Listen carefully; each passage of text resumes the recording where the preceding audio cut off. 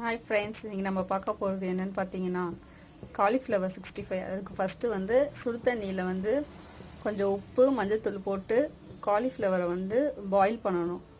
வேக வைக்கக்கூடாது, லைட்டாக சூடு பண்ணி அதில் இருக்க பூச்சி எல்லாமே வெளியில் போயிடும். அதுக்காக கொஞ்சம் சுடு தண்ணியில் போட்டு வச்சுருக்கணும். ஒரு 10 மினிட்ஸ் வந்து சூடான தண்ணியில் கொதிக்கிற தண்ணியில் வந்து மஞ்சள்தூள் உப்பு போட்டுட்டு காலிஃப்ளவரை வந்து அதில் போட்டுட்டு ஆஃப் பண்ணிடுங்க.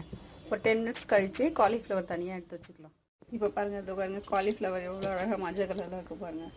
இப்போ நம்ம காலிஃப்ளவரில் ஒரு பூச்சி கூட இருக்கிறது நல்லா க்ளீனாக இருக்குது பாருங்கள். இப்போ வந்து இந்த டைமில் வந்து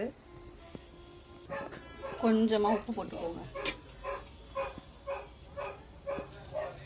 தேவையான உப்பு போட்டுக்கோங்க. நெக்ஸ்ட்டு பார்த்தீங்கன்னா நம்ம இஞ்சி பூண்டு பேஸ்ட், அடுத்தது red chilli powder, Kashmiri chilli போட்டிருக்கேன். அடுத்தது பார்த்திங்கன்னா கடலை மாவு, பொரிக்கிறதுக்கு அளவாக தேவையான அளவு வந்து போட்டுக்கோங்க.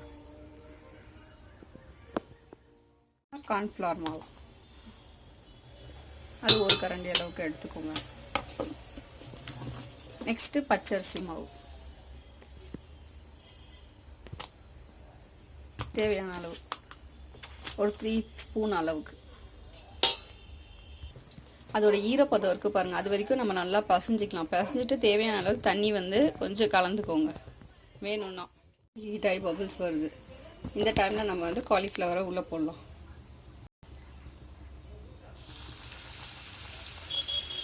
போட்டுட்டு கொஞ்சம் வெயிட் பண்ணுங்கள்.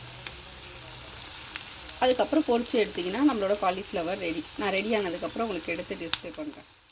ஹாய் ஃப்ரெண்ட்ஸ், இது பாருங்கள், நம்மளோட அழகான காலிஃப்ளவர் 65 ரெடி ஆயிடுச்சு.